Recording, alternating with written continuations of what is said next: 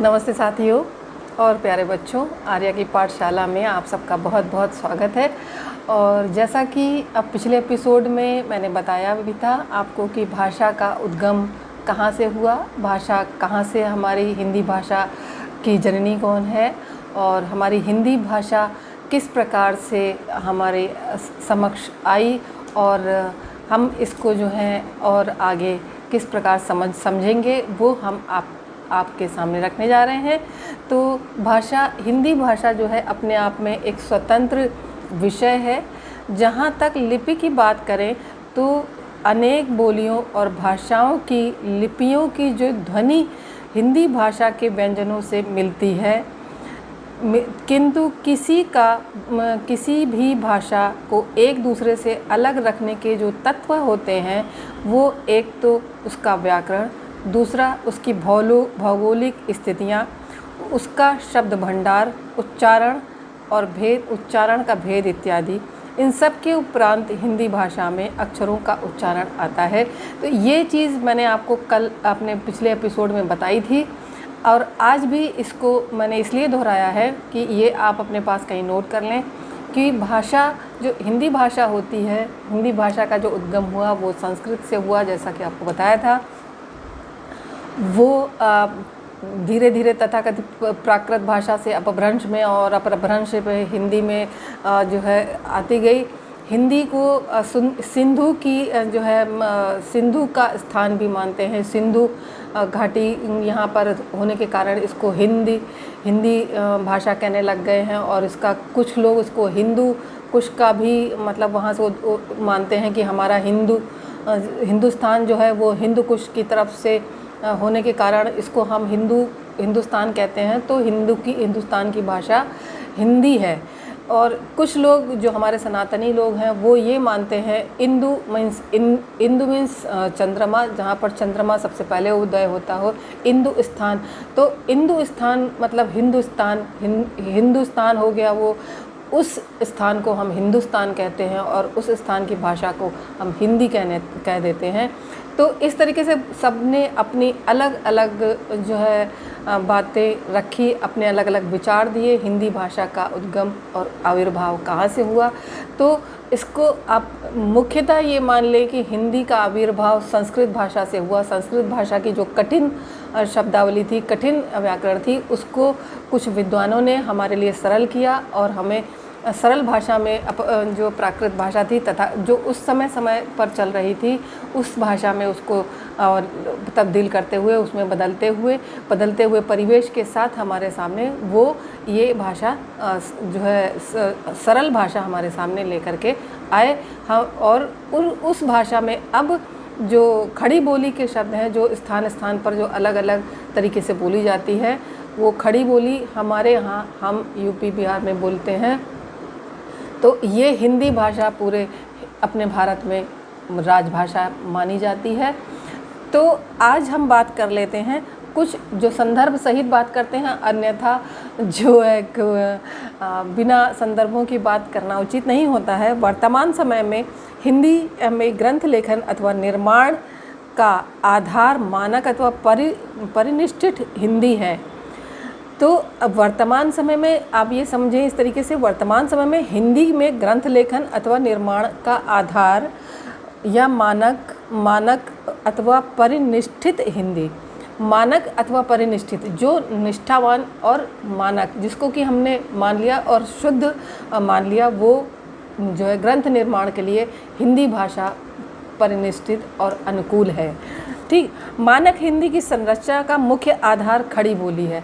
जो मानक हिंदी है जिसको कि प्राकृत भाषा से और अपभ्रंश में ला करके जिसको कि मान लिया गया है, इस भाषा को पहले पूरी तरीके से आप लोग समझिएगा। जो भी हमारे वीडियोस को देख रहे हैं, प्रॉपर तरीके से भाषा को समझ लें, उसके बाद हम आगे उच्चारण, ध्वनियों पर सब पर चलेंगे। तो आगे यहाँ पर हम बात कर लेते हैं। जो मानक हिंदी है वो खड़ी बोली से उसका जो है उसको लिया गया है। तो यहाँ पर हम इनको पढ़ लेते हैं, इनको समझ लेते हैं। मानक हिंदी की संरचना का मुख्य आधार खड़ी बोली होने पर भी उसमें फ़ारसी और अंग्रेजी के प्रभाव के कारण ध्वन्यात्मक और व्याकरणात्मक संरचनाओं में कुछ परिवर्धन हो गया है, यानी कुछ नवीन ध्वनियों का आविर्भाव तथा कुछ नए व्याकरणात्मक प्रयोगों का प्रचलन हुआ है। तो वैसे तो मानक हिंदी के शब्द भंडार का मूल स्रोत संस्कृत की शब्दावली, पर इसमें फ़ारसी, अंग्रेजी तथा अन्य यूरोपीय भाषाओं के शब्दों की बहुलता है। साथ ही देसी भाषाओं से आए हुए देशज शब्दों का विपुल संख्या में प्रयोग भी हुआ है। फिर भी बदले हुए संदर्भों में ये आवश्यक है कि भारत की प्रादेशिक भाषाओं के समानार्थी शब्दों के प्रयोग को प्रासंगिक बनाया जाए। ये जो है जो ये वक्तव्य है, ये भाषा में जो भाषा के विषय में जो लिखा है डॉक्टर पृथ्वीनाथ पांडेय जी ने, जो हमारे जो है गुरु भी हैं, जिन्होंने मुझे बताया भी था।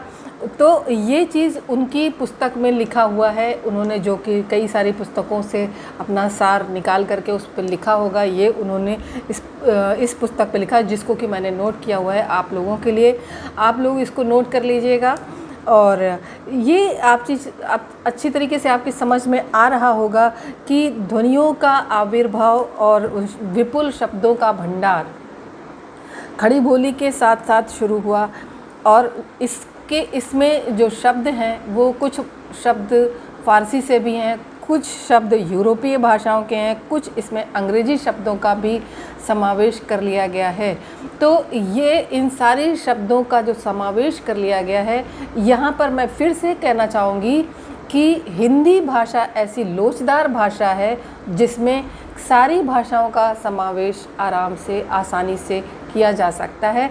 तो इसमें फ़ारसी भाषा के शब्दों को भी तोड़ करके अपने आप से ले लिया गया, जैसे ज़ुबान,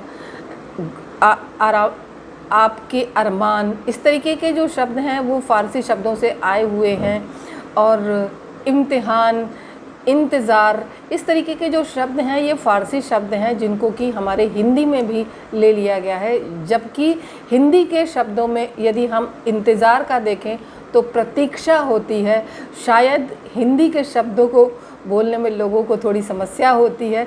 मैं खुद भी कई बार उर्दू के फ़ारसी शब्दों का भी प्रयोग कर लेती हूँ, जैसे मैंने पिछले एपिसोड में भी किया था, तब्दील हो जाना, जबकि समावेश हो जाना एक शुद्ध हिंदी वर्ड है, जिसको कि हिंदी शब्द है, जैसे मैंने वर्ड का इस्तेमाल कर दिया। इसी तरीके से क्या होता है कि हिंदी में लोग अपने हिसाब से रोमन शब्दों का प्रयोग करते हुए हिंदी को लोचदार बना लेते हैं, अपने अनुसार बना लेते हैं। और अभी इसको खिचड़ी भाषा के नाम से भी लोगों ने नाम दे दिया है, लेकिन इसकी लोच के कारण इसमें विभिन्न भाषाओं का समावेश हो जाता है। हमारी भाषा, हिंदी भाषा के साथ आप देखिए मैथिली, और मैथिली के साथ साथ भोजपुरी, अवधी, ब्रज, ये सब हिंदी का टच है। हिंदी के साथ साथ इसमें जो क्षेत्रीय भाषाएं हैं, जो आंचलिक बोलियां हैं, वे उसमें समावेश करके वे विभिन्न बोलियों को जब प्रस्तुत किया जाता है तो उनको हम अपनी हिंदी के साथ जब समझते हैं, हिंदी के शब्दों का उनमें प्रयोग होता है, तो उनका अर्थ हम आराम से समझ लेते हैं। जैसे कि तुलसीदास जी ने कहा भी है, अक्षर आखर थोरे, इसमें अर्थ अमित अति आखर थोरे। अर्थ अमित मतलब अर्थ अमित, अर्थ जो होता है बहुत सारा होता है, और अति आखर थोड़े, अक्षर थोड़े से हैं और उनका जो अर्थ होता है वो बहुत सारा, बहुत अपरिमित है। तो हम जब भी हिंदी भाषा को देखते हैं, वो हमारी हिंदी भाषा इतनी लचकदार, इसीलिए उसको मातृभाषा कहा जाता है। हमारी मातृ भाषा जो माँ के समान होती है, उसमें लचक होती है, तो ये भाषा हमारी हिंदी भाषा कहलाती है। इसी के अंदर समावेश करने की बहुत अच्छी क्षमता है। तो अब हम आगे चलते हैं, हिंदी की प्रकृति की पर बात कर लेते हैं। हिंदी की प्रकृति रचनात्मक और लोचदार है, जिसके विषय में मैं अभी आपको बता ही रही थी। उसमें अन्य भाषाओं के शब्दों को आत्मसात करने की क्षमता है। फिर भी हिंदी में ग्रंथ निर्माण की ऐसी अनेक समस्याएं हैं जिन पर विचार किया जाना आवश्यक है।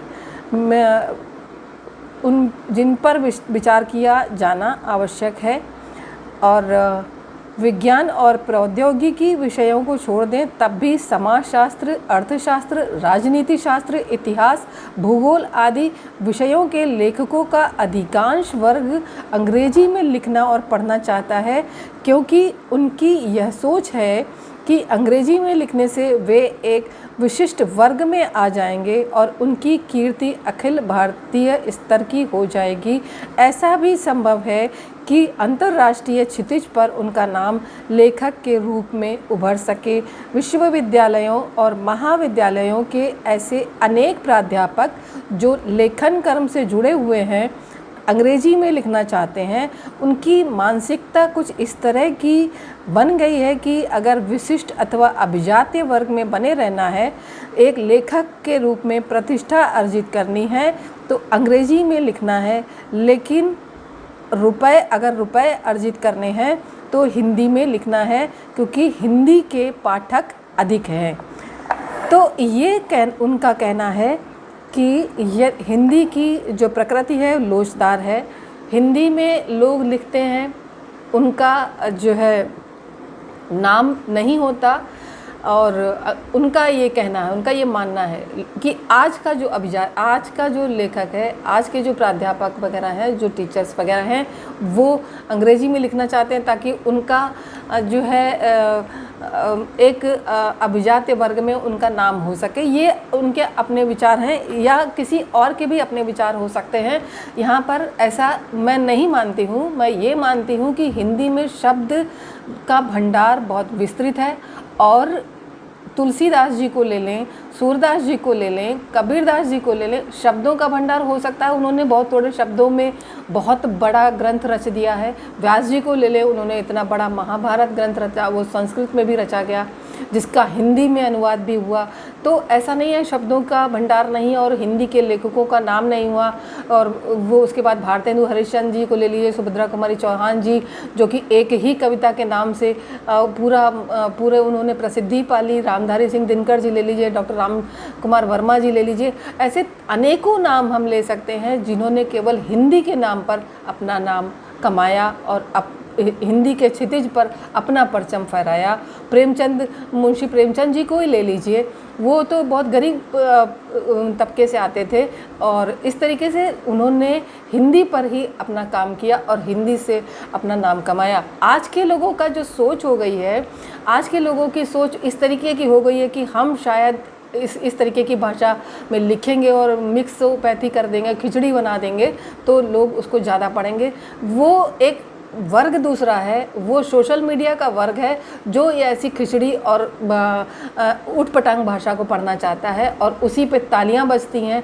जो मंच पे खड़े होकर के कवि होते हैं, वो जब इस तरीके की कविताओं के पाठ करते हैं तो उनके लिए तालियां बजती हैं, तो वो ये सोचते हैं कि ऐसा ही लिखने से तालियां बजती हैं। लेकिन ऐसा नहीं होता है। जब हम कहीं पाठ्य सामग्री तैयार कर रहे होते हैं तो हमारी पाठ्य सामग्री में निश्चित रूप से शुद्ध हिंदी के शब्द होने चाहिए, विशुद्ध हिंदी होनी चाहिए, उसमें कोई मिलावट नहीं होती। मैं उनकी दूसरी बात को लेती हूँ कि ऐसे बहुत से विषय हैं, जैसे कि आप अकाउंटेंसी ले लीजिए, कॉमर्स ले लीजिए, वाणिज्य ले लीजिए, और कुछ और भी विषय हैं, फिजिक्स भी है, जो इन विषयों में अगर हिंदी के माध्यम से बच्चा पढ़ता है तो उसको कुछ शब्द बड़े कठिन लगते हैं, इसलिए वो अंग्रेजी को पढ़ना ज़्यादा उचित समझता है, क्योंकि वो शब्द उसको आसानी से याद हो जाते हैं, आसानी से वो समझ पाता है। छात्र जो होता है वो आसानी से समझ लेता है। तो यहाँ पर कहने का ये तात्पर्य हुआ कि हमें कुछ ऐसे शब्दों को खोजना चाहिए जो कि इन भी विषयों को सुगम बना सकें, अन्यथा हमें इन शब्दों को उस तरीके से वहाँ पर जो है इस्तेमाल करना चाहिए, प्रयोग करना चाहिए कि वे बच्चे सुगमता से पढ़ पाएँ, ना कि हम हिंदी छोड़ करके अंग्रेजी की तरफ भाग लें, या हम हिंदी छोड़ करके किसी और भाषा को मिला करके उसकी खिचड़ी कर दें। तो मेरी समझ से खिचड़ी भाषा कभी भी एक्सेप्ट नहीं की गई है और आगे भी नहीं की जाएगी। तो जो भी ये वीडियो देख रहा हो, सुन रहा हो, तो सबसे पहला काम करिएगा कि भाषा पर काम करिएगा। आपकी भाषा हिंदी भाषा आपकी अपनी मातृभाषा है और भाषा को समझने का, भाषा को आत्मसात करने का काम आपका है। मैं कुमार विश्वास जी के पिताजी से मिली थी एक किसी कार्यक्रम में, बहुत ही अच्छा उन्होंने दृष्टांत दिया और मैं आप लोगों को देना चाहूँगी क्योंकि ये देना बहुत ज़रूरी है। उन्होंने कहा कि यदि कविता तुम्हारे रग रग में दौड़ती नहीं है तो तुम कवि नहीं हो। यदि हिंदी तुम्हारे रग रग में दौड़ती नहीं है तो तुम हिंदुस्तानी नहीं हो, तुम भारत के नहीं हो, तुम हिंदी भाषी नहीं हो। तुम अगर हिंदी आपको पढ़नी है तो आपके रग रग में हिंदी दौड़नी चाहिए। आप कोई भी भाषा पढ़ लीजिए, लेकिन आपके रग रग में हिंदी भाषा से प्यार दौड़ना चाहिए। कवि को कविताओं को आत्मसात करना चाहिए, भाषा को आत्मसात करना चाहिए, ना कि लोगों को लुभाने के लिए कविताएं लिखनी चाहिए, ना कि लोगों को लुभाने के लिए वो रचना पढ़े, मंच से केवल तालियां बजवाए। ये इस तरीके का कार्यक्रम हिंदी भाषा के साथ नहीं किया जाना चाहिए। ये मेरा अपना विचार है और बाकी सारे लोगों के साथ मैं यही कहूँगी कि आगे मैं इस भाषा के ऊपर और चर्चा करूँगी। इसके साथ साथ मैं आगे आपको प्रैक्टिस भी करवाती चलूँगी, पर हम भाषा के ऊपर अभी थोड़ा सा और काम करेंगे और आप सबका इसमें जुड़ाव चाहेंगे। आप हिंदी के साथ जुड़िए और लोगों तक हमारे ये वीडियोस पहुंचाइए। चैनल को सब्सक्राइब करिएगा। जितना ज़्यादा से ज़्यादा आप इसको लोगों में जो है शेयर कर सकते हैं, लोगों में स्प्रेड कर सकते हैं, करिएगा। मैं भी अंग्रेजी भाषा का इस्तेमाल कर रही हूँ, लेकिन कुछ शब्द ऐसे होते हैं जिनको कि अंग्रेजी में ही बोला जाना उचित होता है और वो ही जल्दी से समझ में भी आता है। तो मैं यहाँ पुनः यही बोलूँगी कि चैनल को सब्सक्राइब करते चलिएगा और कंटेंट अच्छा लग रहा हो तो लाइक करके नीचे कमेंट में ज़रूर लिखिएगा कि आपको मेरा कंटेंट पसंद आ रहा है। इससे मेरा मनोबल और बढ़ेगा और अच्छा कंटेंट मैं आपके सामने इससे और लेकर के आती रहूँगी। और जैसा कि मैंने बोला था कि 3 दिन हमारी हिंदी की पाठशाला होगी और 3 दिन हमारी संस्कृत की पाठशाला होगी। तो अभी 1 दिन और है, तो मैं इस पर भाषा पर ही कल बात करूँगी, उसके बाद मैं संस्कृत पर बात करूँगी। और आप स्वयं देखिएगा हिंदी और संस्कृत की जो भाषा है वो वहाँ कहाँ और कितना अंतर है। तो इसी के साथ साथ जय हिंद, जय हिंदी, और चैनल को सब्सक्राइब करना बिल्कुल मत भूलिएगा और नोटिफिकेशन बेल ऑन कर लीजिएगा ताकि आपको हमारे नए नए जो वीडियोस मैं अपलोड करूँगी वो आपको मिलते रहें। तो जय हिंद, जय हिंदी, जय भारत।